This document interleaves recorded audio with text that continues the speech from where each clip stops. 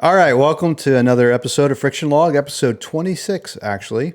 Cesar's traveling, I think, in Chicago, and I've got my esteemed colleague and co-founder, Kinsey Clark, on the call, and we're going to be doing some more with him too. I'm really excited about some of the content we're going to be pushing out. It's going to be great.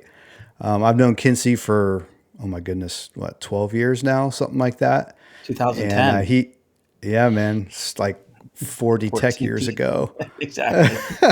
Two tech Like waves. crazy.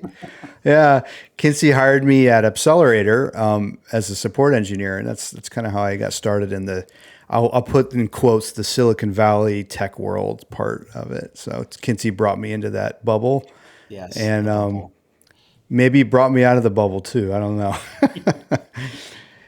And he's got a lot of background in customer experience. He's got a really interesting military background too, and I'm proud to call him my friend. And anything else, Kinsey, that you like the audience to know about you? No, that's good. I mean, I was here last time. Cesar did a nice intro. So, yeah, let's get started, man. Cool. All right. So today is bad survey takedowns. Kinsey and I, because of one study and the qualitative research stuff that we've been pushing and trying to build a product on and stuff, we're really looking into how some of these folks form their surveys and the difference between quantitative and qualitative. Well, one of the things is like MPS and some other different ways that we measure some of this, and we started noticing some surveys that were just really terrible, and we started actually putting them in a Slack thread and talking about them. And we're like, oh, let's just have a bad survey takedown. I think it'll be useful. Yeah. All right, so let's jump right into it. We're gonna jump in and start looking at a few of these. We got a lot, but I think what do we have, Kinsey? Five or six today? Yeah, we got five or six. We'll see if we get through them. I'm going to go ahead and share the screen. So, built this fun little starter page for Friction Log, our bad survey takedown. And let's go Nice. ahead and start with the first one. So this one, Rick, this one is a AI. It's a survey about AI usage for Microsoft Reactor. So for those of you who don't know, Microsoft Reactor is Microsoft's like startup. I hesitate to call them an accelerator, but they provide a lot of services, a lot of interesting resources for startup folks, and we are members thereof. And they wanted to ask us about our usage of AI, and I thought that it was interesting that they used a very non-interactive um, survey to do this. So, for those of you listening, I included a screenshot of the email that we got saying, "Hey, respond to our generative AI survey." So I got really excited because I was like, "Wow, they might be using generative AI to do the survey." But nope, it was something that looks like probably the Microsoft version of Google Forms. It does And look the like first Google question, Forms. It looks it just like totally Google looks Forms. like Google If you would Forms. have told me, hey, this is a form, who made this, I would have thought it was a Google form. It looks just like it. It's funny. No, 100%. Um, And I just have two questions here on this one. I've got more on some of the others. Have you used any pre-built templates? Yes or no? And then which of the following scenarios are you currently solving for, or do you anticipate solving for with generative AI? So those are the first two questions. Rick, I'll let you kind of go first and give your feedback here. And there's three questions. Is that what it is? Have you used any pre-built templates to build your generative AI solution? Yeah, this is interesting. Sorry, I'm reading the things. Which of the following scenarios are you currently solving for, or do you anticipate solving for with generative AI? I want to build a simple chatbot with Azure. I Yeah. want to build a simple chatbot over my own data. Wait. Oh, so I guess they're assuming that means you're building your own model. They don't say that though. I want to build a complex chatbot. I want to build a plugin for. Yeah, I mean, my initial thing is like, if I got this, I don't know how I would check these boxes. Yeah, exactly. I mean, I want to build a simple chatbot using data from an existing model or API. And then they offer some LLMs. But what if my LLM's not listed? I guess it's still an existing model or an API, but yeah, none of this really describes what we're doing. Because what if you're not building a chatbot or you're building something that um, is it necessarily a chatbot? So yeah, it's just hard to answer this one. And then there's the ubiquitous other button, right? Or of course, the other thing is too. I'll say so. I've been doing some content marketing videos and stuff for G2I on on AI, generative AI, and this is for like business folks. And man, I got to tell you, like, I don't think a business person or even a head of IT or something that's not in this space, I think they're going to read this and go, well, why wouldn't I train this on my own data? It says there's a difference between I want to build a simple chatbot over my own data versus I want to build a simple chatbot. Well, who wants to build a simple chatbot that isn't over their own data? You know what I'm saying? Yeah. No, it's just all kinds of bad here. It's a really yeah, and it's just interesting that it comes from an AI company, right? Or an AI part of an AI unit within a startup company. Um, it just and here's a good opportunity, probably just to ask, what are you building, and then let the Hmm. user explain what they're building. And yes, you won't be able to build like a nice chart to show your boss on a PowerPoint of all these different categories, but you'd actually find out what people are building. Because again, I think people are using AI to do a lot of different things here. And this really gives you an option: plug in for Chat GPT, analyze my data, whatever that means, or chatbots. Like that's all we're building with AI. Yeah, yeah, that's rough. It's really rough. And the thing is, it's like I want to build a complex chatbot with advanced flow customization as an option. And then number three, the third question there is how likely are you to use a pre-built generative AI template? Well, like think about the decision thing afterwards. You're in product and you're like, all right, we've had this many people say they want to build a complex chatbot with advanced customizations. So are they going to use a pre-built generative AI template in that case? Like, what does that mean? I don't know. I struggle with Yeah. that. No, for sure. And it's interesting too that this is going to startups, right? So Yeah. maybe not the best market for pre-built templates to build your generative AI solution. I don't know. I mean, I'm sure there's a lot of startups we can, that's a whole episode in itself, but there's a lot of startups using pre-built templates, but that doesn't seem to me like who you'd really want to get after. A little bit more of a nit there, but interesting. All right. Well, anyway, I think we can both agree this is a suboptimal way to learn what your community is building. Probably a lot better ways. Again, I would just offer an open-ended template. Just hey, what are you building? I think you get a lot of really interesting data there. But again, the other thing too is they know a lot of this from their members. So Hmm. yeah, this it's just strange, right? Because we've told them what we're building, so now they're asking me again what we're building, but you already knew because you gave me a bunch of resources. So just an interesting, Hmm. probably a Yeah. useless survey, right? Yeah. Yeah. I mean, it's true. I agree with the qualitative part. You really want to get stories and use cases and what people are doing and not just this. Like literally, you're limited to one use case. So, or one and a Yeah. half use cases here. So, yeah. Yeah. So for those of you who can't see it, you're not missing much. But I think the punchline here is there's better ways to understand what your users are doing, what your community is doing. And this is probably not the right way to give them a really limited set, because whoever designed this, they designed this in like 5 minutes. They're like, oh, what are people doing? Oh, they're building chatbots. They're building other kinds of chatbots. Yeah, cool. Yeah. Well, shall we move to the next one? Let's do it. All right. Well, the next one's from DigitalOcean, and this is a lot of screenshots. There are actually more. So, again, if you're listening, we've got 4 boxes here. There are actually like 8 or 9 of them, and there are these huge lists of questions. So, the smallest one here is what best describes how are you using your AI machine learning in your business product service? Please choose all that apply. So, there's a list of about 11 things here. I'm not using AI. I'm using it as a developer. I'm using off the shelf, just tons of different things. No other, strangely enough, but I guess they figure that they have everything there. How much data do you store? Kind of some strange ranges here: 0 to 10 gig, 10 to 100, 100 to 500, 500 to 1 terabyte, 1 to 10 terabytes, goes up to 100 plus terabytes. So, that's interesting data. Um, Development frameworks. So, all the usual suspects here. What tools are using is basically this. So, they just have tons of stuff here. Um, but it's really the type of tool that they're highlighting. So, are you using a development framework? Are you using a visualization tool? Are you using a notebook? Are you using model development?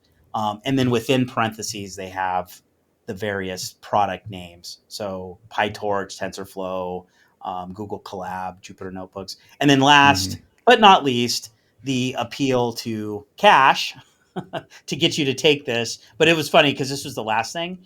And you can't see on the screen, but it said you'd be compensated with, I think, $175 DigitalOcean credit. So you have to enter your email address. You have to be a DigitalOcean user. So again, just a lot of information. This was I only screenshot like 4 of the 8 questions that were here. So it was just a little bit overwhelming. Suffice to say, I did not do this survey. But over to you, Rick, on your thoughts.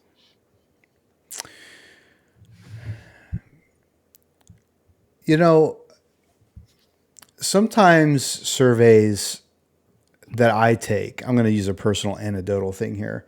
The ones that I enjoy taking is when there's a stated reason why they're doing the survey. Why is DigitalOcean doing it? I don't have the full email, so I don't know. But like when I read approximately how much data do you store, the funny thing about that is it's also what kind of data do you store, right? Because Hmm. 0 to 10 gigabytes, but if each of my files or data that I need to, let's say they're videos and they're very long videos or 4K videos, that's not actually a lot of data. It sure its capacity is, but I don't know. I don't know what they're trying to get at there. Now I know some people will be like, yeah, but we're going to bias the test. That's not the point. Blah blah blah blah. But I don't.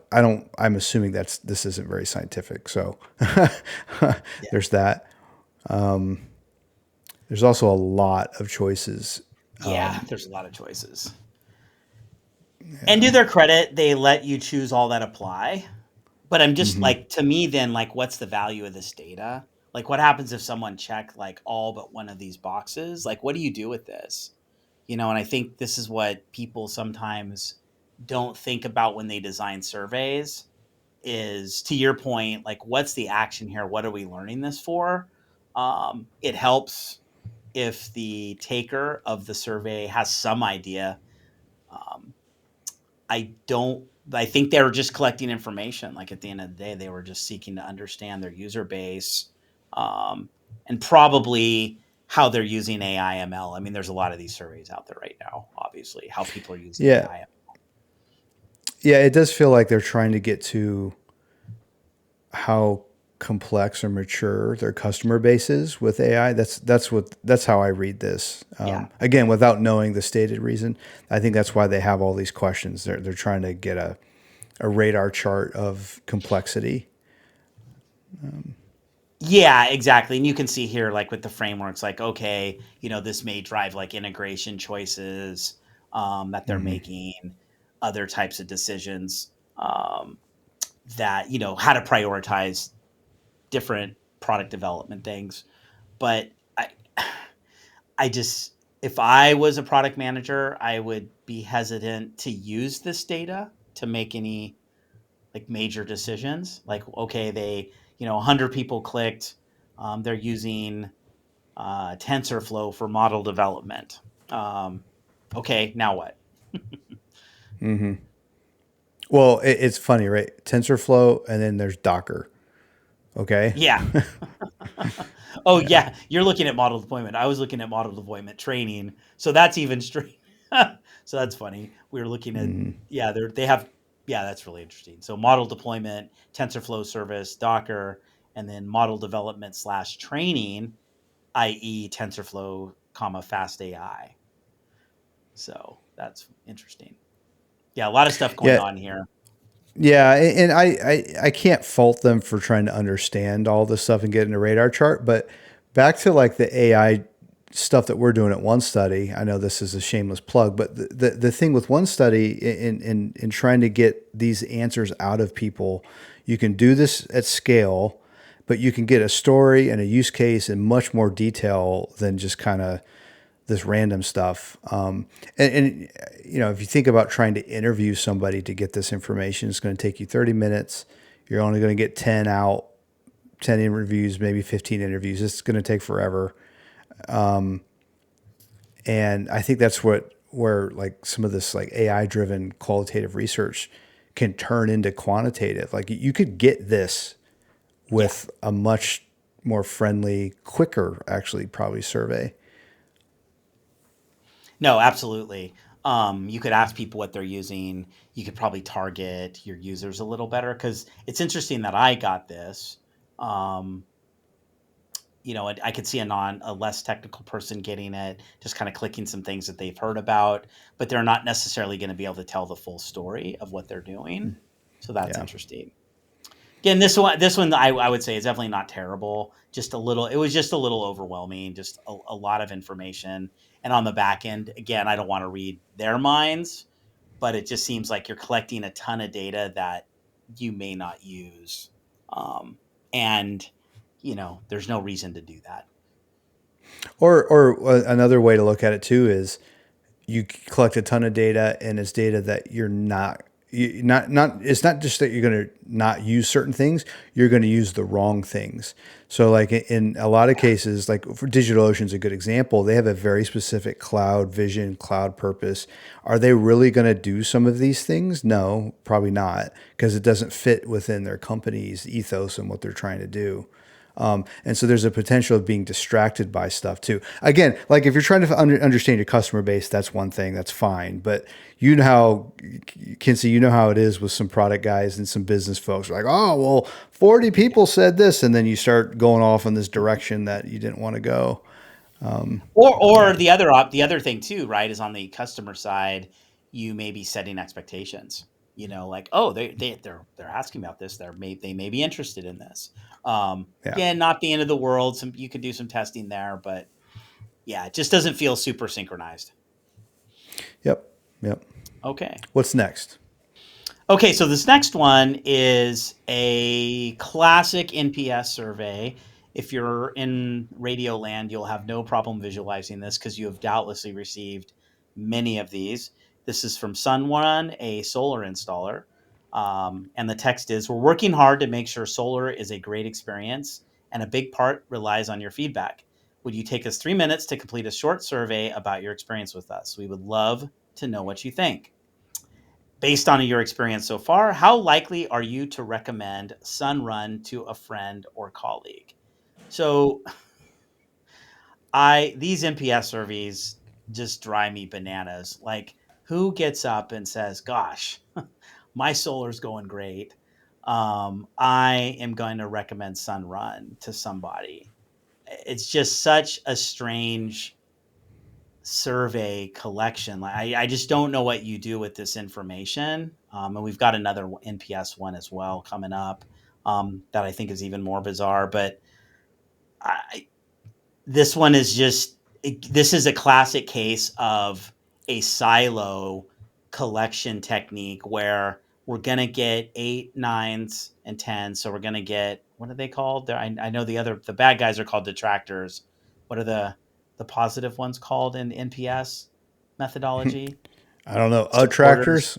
Yeah, I think they're called supporters. I can't remember. But anyway, 0 through 5 detractors, 6 through 7 neutrals, 8 through 10 are, I think, supporters. Anyway, you get, okay, I got an 8.5 average NPS score. Now what? And when you click on it, I'm sure it's going to ask me, why did you give me this score? And that's it. So it doesn't really get to your experience with Sunrun because, solar panels are a 20-year investment. So is this really the question you want to be asking? Yeah, right. Yeah. The day after you sign up, you get this. How satisfied Yeah, are you? I'm like, I don't know. California hasn't lost power yet. I'll let you know later. yeah, exactly. Or it's raining today. Um, Yeah. I mean, yeah, So, and the thing is, right, they have data where mhm. they could tell you like because they tell me every day, like I can look every day and every month I get a summary of like how much power my solar panels generated. So that would be useful information for me because then I could see like, oh hey, I'm generating 10%, because at the end of the day that's all these things are doing for me. Like they're not baking bread, they're not washing my car, they're not doing anything, they're generating energy. It's a very passive part of my life. Um, so like really the only time I'm going to have a bad experience with them is if the panels go out or something's wrong. Like my panels don't generate as much as I'm experiencing. So it's just an interesting way to get at user experience. Go ahead. I cut you off, So Rick.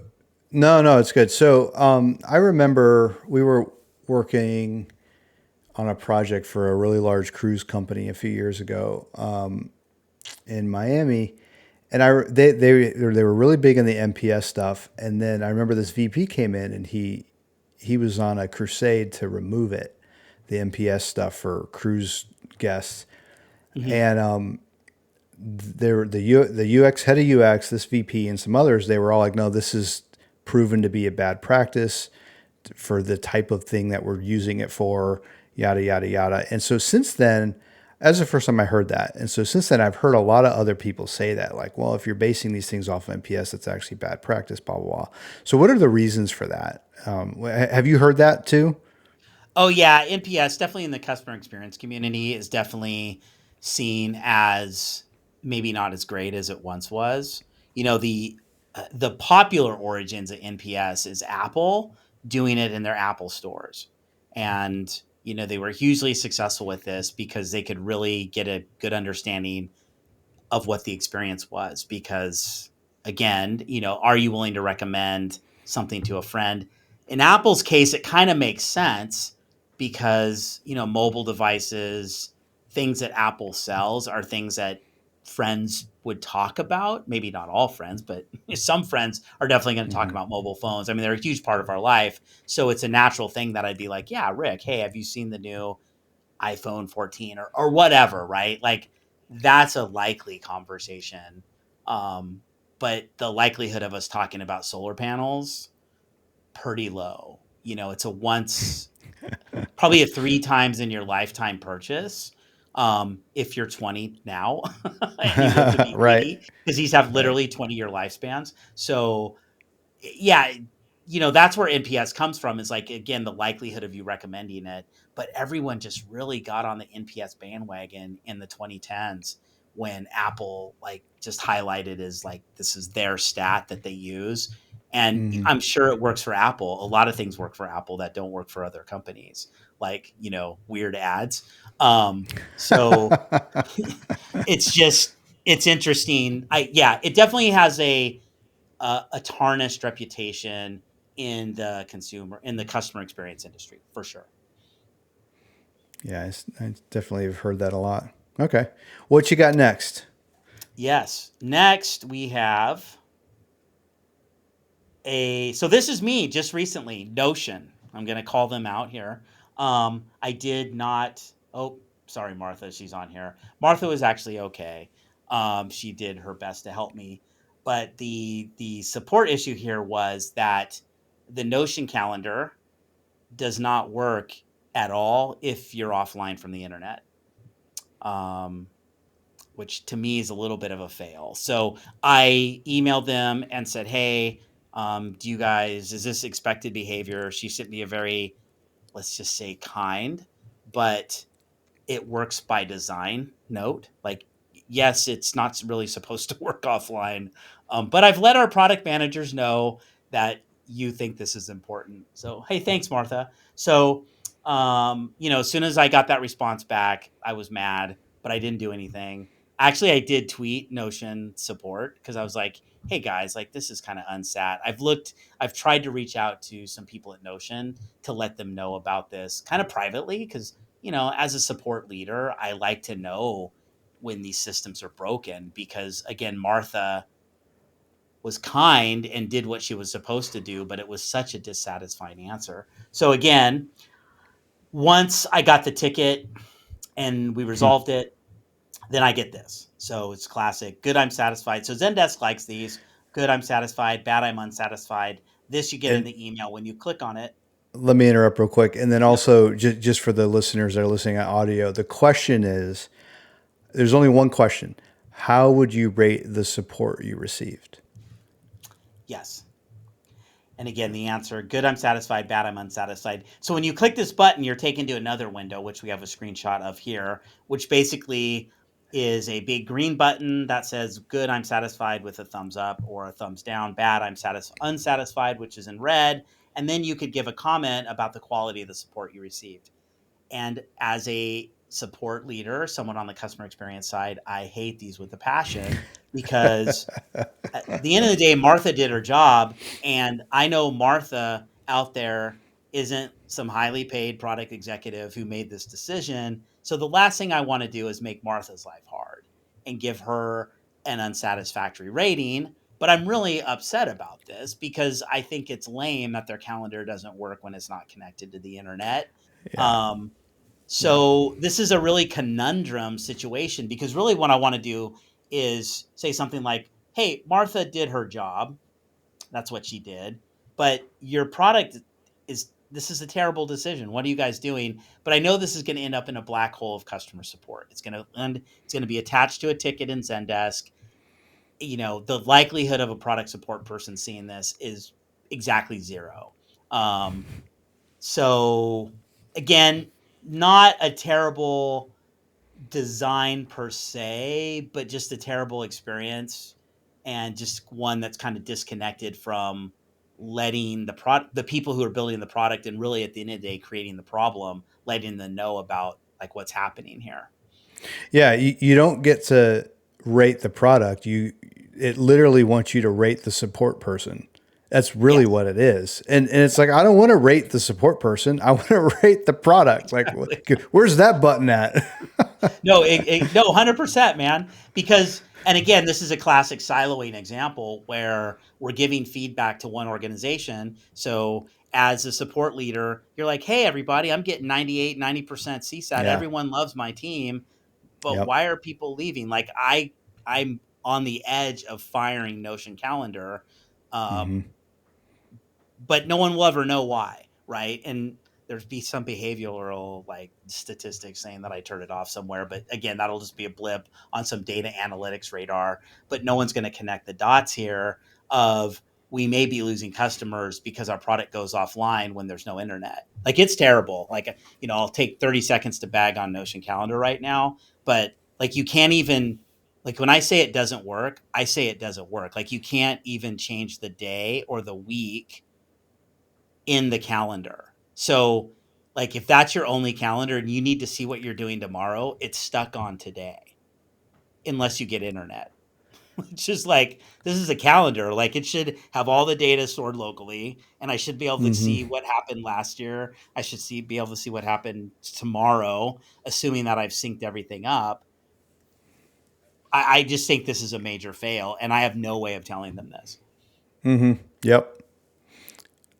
Right. Right. Because again, it's add a comment about the quality of support you received.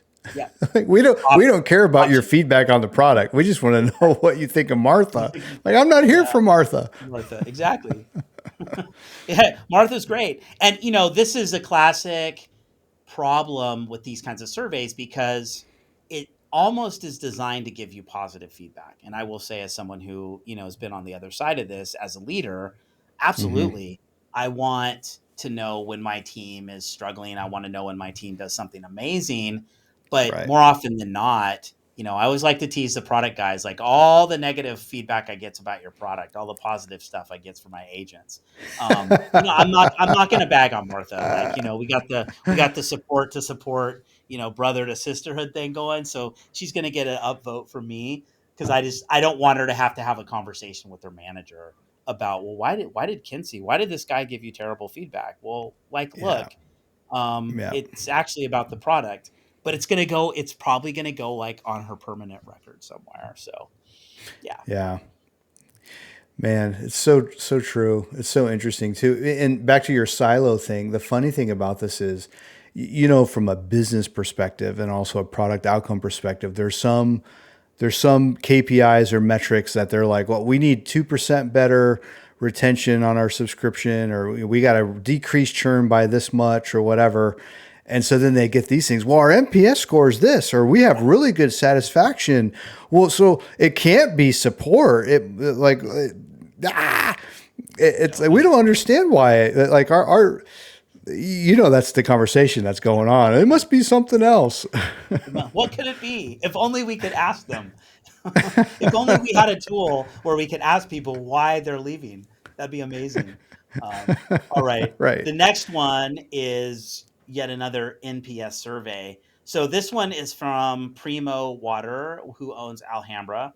Another one said to my wife, we recently sent you an invitation to provide feedback on your delivery experience. So every time they deliver water to our house, we get one of these brief 2-minute surveys. So again, if you can't see this, based on your recent delivery, how likely are you to recommend Alhambra to a friend or family member? Not at all likely, extremely likely. Like, what has to happen with a 5-gallon water jug delivery to not recommend Alhambra? Like, hey, Rick, the water's terrible, but the delivery's amazing, so I recommend that you get the water. Like, did anyone think about this question? So once again, I tried to do Primo a solid. I actually found the person whose job title I think is in some way responsible or connected to these surveys. And she actually responded to me on LinkedIn and agreed to be a connection. But I sent her a screenshot of this and I just said, hey, I just kind of want to talk to you about the survey, and never heard back from her. But this is just this is such a silo example of whoever at Alhambra/Primo is in charge of water delivery, totally fishing for some Mm-hmm. way to showcase their team and say, we're doing a great job. Mm-hmm. Right. Because I've literally, I just,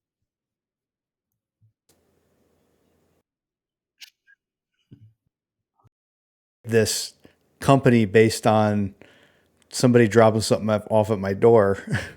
Yeah. I mean, it's binary. Did you get it or not? Right? Like, Yeah. did Right. the water arrive? Yes or no? Like, I'd be somewhat frustrated with that survey because to get it every time, like, okay, like, hey guys, I'll call you when there's a problem. But okay, they Yeah. want to check, they want to make sure the water got delivered. That's fair. But to me, the question here is like, hey, did you get your water? Yes or no? Does it Mm-hmm. taste good? Like Yeah, I mean, that's it. seriously, like this. Yeah, what is this Likert scale? Like, what is like the delivery of water on a scale? Like, well, I'm giving it a 10 because the dude came inside and he put it in and he installed it, and then he ran one cup through to make sure it worked through my water cooler. Like, that's a 10. I'm giving this guy a 3 because the next week he didn't even knock on the door. He just left it at my doorstep. Yeah, Like, exactly. What's a 7? Like, what's a 7? Yeah. right, And right. honestly, I'd give the guy like a 2 if he came inside and did that because I don't want the guy in my house.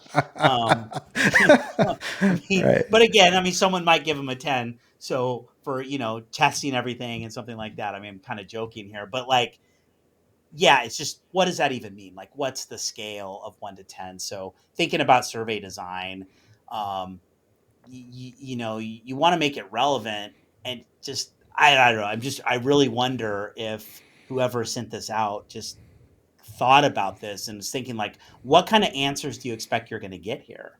That to Hmm. me is the role play you should do. Like, what is gonna someone? What does a 0 mean? What does a 10 mean? What does a 5 mean? Um, so yeah, this was an interesting one. So this was the last one we had for today. We'll do this again for sure. This is fun. Um, but I don't know, Rick. Any closing thoughts or anything we want to riff on? Thing that you kept pointing out, just to kind of recap, is the siloed approach to getting data and understanding your customers. When you're in a siloed approach, you just really miss their perspective, what they're feeling, Yeah. what like back to that one thing with Martha, like it has nothing to do with what you were feeling and your frustrations.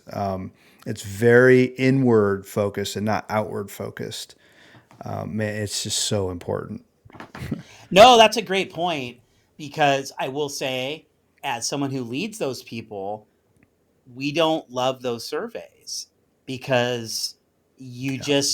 like you send those things out every time there's an interaction, and you're just crossing your fingers hoping that you don't get something negative, because you know that there's a potential for this to end up to be a conversation, which immediately puts you as the employee on the back foot. Like poor Martha, if I go in here and say Martha answered my question well, but I clicked the dissatisfied button because there's a product issue and blah blah blah, like this is her fault. Well, why didn't you convince Kinsey that he should have just accepted this? Why did he give you a downward thumb? Now, a lot of managers are better than that, and they're not going to hammer their Right. people, but it still is going to be it still is going to go on her record, Mm-hmm. and which is why I'm not going to give her I'm not going to give her a thumbs down. Um, Right. but yeah, it turns it all about the company, and that's the problem with a lot of these CSAT type Mm-hmm. things. I feel like, hey man, you need to manage your own people and coach and train your own people. I'm not really interested in providing you the free feedback about that. Like, I'll just tell you what my experience was, and then you should be able to parse it out and figure out what the solutions are. But to your point, you're kind of putting this all back on, let me make the problem about me and ask you to Mm-hmm. help me. And that's what this kind of feels like. Yeah. Yeah. It's really hard to do too. It's really hard to be empathetic and like put yourself in the customer's shoes. What do we need that person to tell us what they're feeling? It's just I'm kind of convinced like most humans it's not natural. You have to like Yeah. learn and force yourself to do it, and then you start learning to think empathetic and stuff. But it's hard. No, for sure it is. And another reference, Albertson, I think really got me thinking about this last year. As you know, you met him down in Fort Lauderdale. He runs CX for Rocks. For those of you who don't know, good dude, knows a lot about customer experience, does a lot of consulting. But I think he really got me thinking about this idea of this holistic customer experience and not trying to get away from like the experience of a silo. Because as a line manager, I'm very, I'm selfishly kind of motivated to make sure that my Mm-hmm. team is seen in the best light. Yep. I want those resources. I want my team. I'm thinking about my career. I'm thinking about all those things. But again, those don't things don't necessarily serve the customer well. So, how can we avoid the silo response, the silo qualitative research, the silo quantitative research, for that matter? Right. Right. Cool. All right, man. Well, thanks for coming on, and I look Yeah, forward to having you in future episodes. It's a lot of fun. yeah, we got a lot of good stuff coming, man. I'm looking forward to this. All right, Rick, take it easy. Yeah. See ya.